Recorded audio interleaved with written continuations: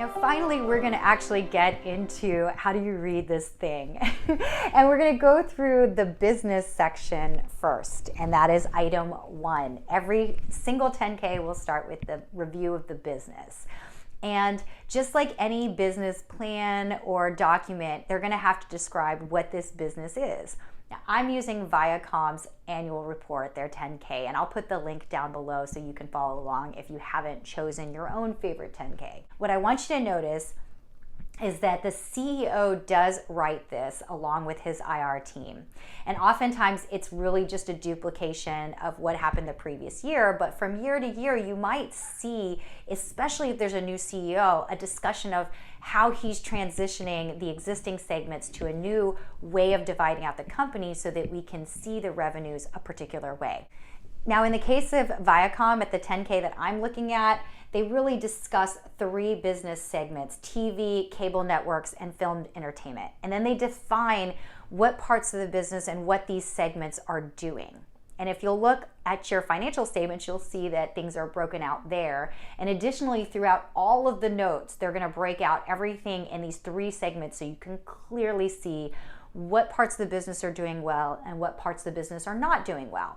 This is really, really important, especially for larger companies, because sometimes if a company is involved in 3 various businesses, there might be competitors or there might be smaller companies that would help those various segments grow, or alternatively, some of those segments may be worth more than others of those segments. And that is why the CEO is doing this type of description for investors. For instance, in the case of Viacom, their business segment entitled TV Entertainment is something that includes all of their live broadcasts, like sporting events, so that's going to be affected by the Olympics and things like that. And if you compare and contrast that to the filmed entertainment, which incorporates all of Paramount Pictures, and also, oddly enough, it includes the streaming stuff, so media that you produce and then you play it out at a later date. Well, that's going to have a particular type of revenue stream. It's going to have a particular type of trajectory, and especially during the time of COVID, it's going to be doing certain things.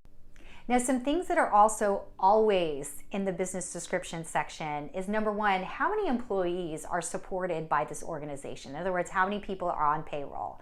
I always like to know that because it gives you a sense for, how does the company sit within the entirety of the US economy or within that industry? And that can be helpful as well when you're comparing and contrasting the profitability of one company versus another company within the sector. The other thing that is always listed in this section will have to do with who's on the management team and, oddly enough, how old they are. And I always think that's also very interesting when you're looking across companies, because you can get a sense for how young is the management team, what's going on there experiential-wise. And now, another thing that people do a lot is they look up the resumes of the management team. And this is really deep diving and extremely common in sectors where there's a lot of growth and a lot of innovation, such as technology and also media. But really, in any business, this can be a big deal. And it might be that they've hired in these very, very senior people with great backgrounds that really fit in and sit in to the type of new strategy that the CEO is undertaking.